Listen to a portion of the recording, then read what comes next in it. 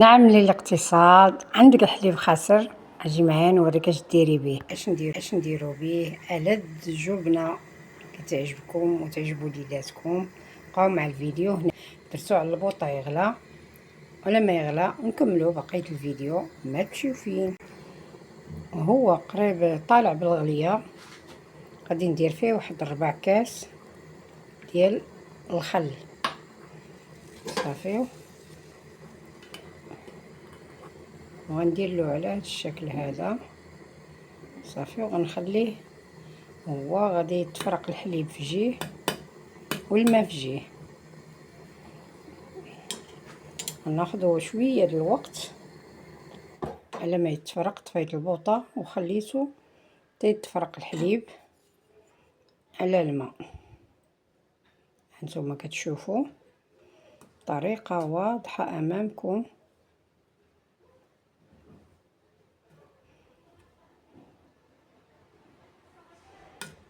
صافي، غادي نخليه هكا واحد شويه وعاد نصفيه في الصفايه ان شاء الله. بقاو معنا، ما تمشيو فين.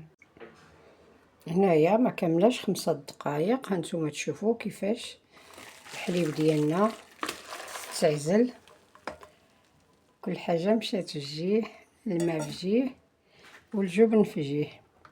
صافي، غنخليه يستقطر شويه. هنايا بعد ما استقطر ليا الجبن ديالي، هانتوما كتشوفوا لما استقطر ليا مزيان، انا غنديروه في مولينكس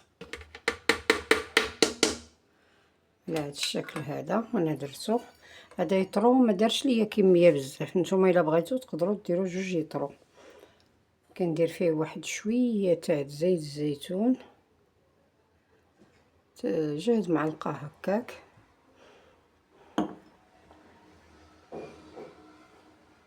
وكنوضع فيه واحد 2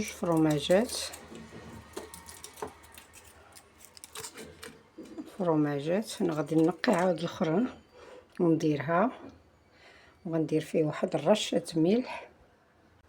وهنايا كما كتشوفوا انا غندير كذلك شويه ديال الزعتر، غادي نحكو ما بين يديا وغنوضعو حتى هو هنايا ان شاء الله. كاين اللي كينسم بالثومه حتى هي، وكاين اللي ما بغاش. انا ما بغيتش الثومه، غندير غير الزعتر نحكو وغادي نطحن الكل ان شاء الله. الا جاني ناشف غناخذ الماء من هذا اللي صفيت، غندير شي معلقه منه. بقاو معنا، راه تنصور بيد.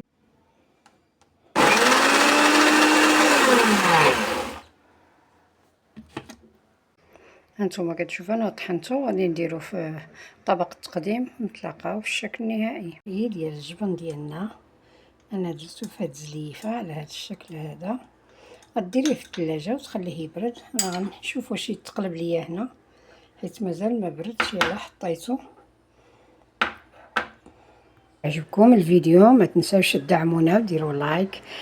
كدهني به خبيز كومير، كدهني به مسمن، كيجي رائع. شي حاجه صوبتيها بيديداتك ولا اروع. الى اللقاء.